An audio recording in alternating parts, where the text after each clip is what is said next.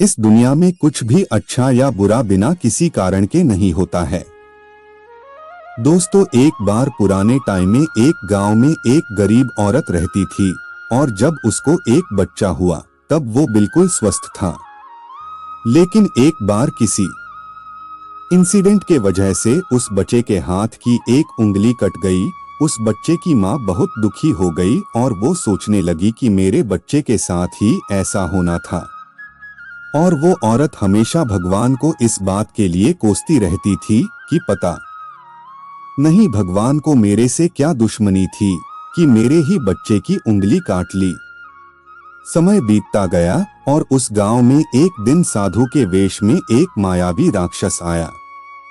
वो राक्षस अपनी शक्तियां बढ़ाने के लिए बहुत सारे बच्चों की बलि चढ़ाना चाहता था।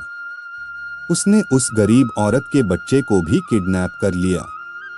लेकिन जैसे ही वो राक्षस उस बच्चे की बलि चढ़ाने लगा तो उसको अपनी गुरु के द्वारा बताई गई शर्त याद आ गई कि जिस भी बच्चे की तुम बलि चढ़ाओगे ना, उसके सभी अंग सही सलामत होने चाहिए। और उसके बाद उस राक्षस को मजबूरी में उस कटी हुई उंगली वाले बच्चे को जिंदा छोड़ना पड़ा। उस दिन इस बच्चे के माँ को यह रियलाइज हुआ कि इस दुनिया में जो कुछ भी होता है ना, चाहे वो अच्छा हो रहा है या बुरा हो रहा है, वो कभी भी बिना किसी कारण के नहीं होता है। आप किसी भी कंडीशन में कर्म किया बिना और उसका फल पाए बिना नहीं रह सकते हैं। दोस्तों, ऐसा हो ही नहीं सकता है कि इंसान का शरीर एक सेकंड के लिए भी बिना कर्म किए रह सके। ऐसा हो ही नहीं सकता कि इस सृष्टि का एक कण एक सेकंड के लिए भी बिना किसी कर्म को किए रह सके। कर्म करना हमारे जीवन का अभिन्न हिस्सा है। दोस्तों, अगर हम सोते भी हैं ना, लेकिन हमारा दिमाग नहीं सोता है। हम सपने देखते हैं, सांस लेते हैं, हमारे शरीर के हर अंग में करोड़ों सूक्ष्म कण अपना काम करने में लगे रहते हैं। हम कर्म किए बिना कभी भी नहीं बच सकते हैं।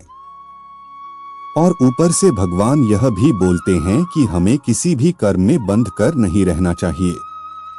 दोस्तों, आप कंफ्यूज हो गए ना? देखिए, हम ना किसी भी पल कोई भी काम किए बिना रह सकते हैं और ना ही हमें कर्म में बंध करके रहना चाहिए। कहने का मतलब यह है कि हम जो भी करते हैं वो यह मान करके करे कि करने मैं ही हूँ, बल्कि करने वाला तो ऊपर वाला है। मैं तो सिर्फ कारण मात्र हूँ उस काम को करने के लिए। इस काम को मैं नहीं कर रहा हूँ, बल्कि ये काम मेरे द्वारा कराया जा रहा है। और जब हमारी सोच इस लेवल की होगी तो हमें कभी भी कोई भी दुख नहीं मिलेगा, हमें कभी भी पश्चाताप नहीं होगा और ना ही हमें कभी भी घमंड होगा। आजाद होकर जीने वाला ही वास्तविक मनुष्य होता है। दोस्तों, दूसरों के गुलाम रहकर खुश रहने के बजाय आजाद होकर खुद के दुखों का सामना किया जाना चाहिए। भले ही आपके जिंदगी में कितने ही कष्ट क्यों न हो, लेकिन अगर आप आजाद होना तो आप ही वास्तविक मनुष्य हो।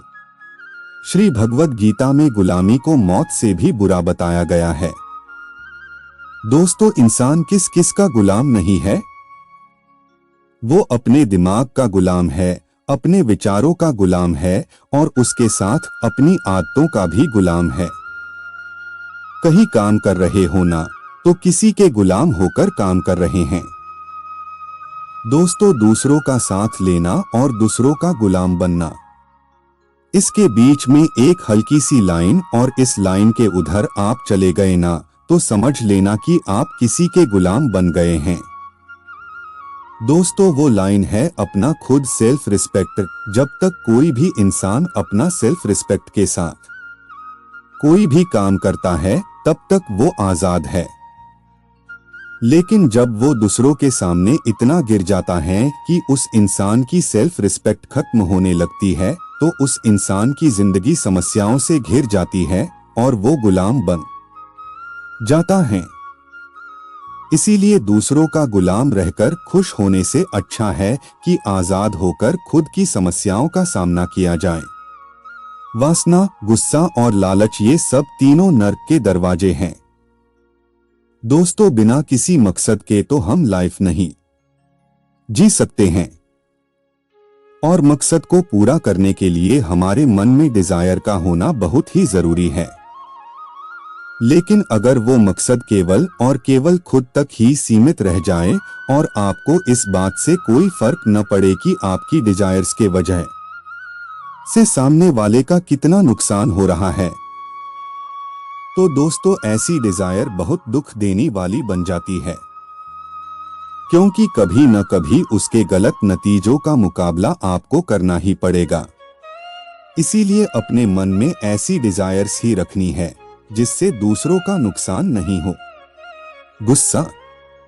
दोस्तों, गुस्सा हमारे कमजोर होने का सबसे बड़ा सबूत है। जो इंसान बहुत ज्यादा गुस्सा करता है ना, वो इंसान बहुत ज्यादा कमजोर होता है।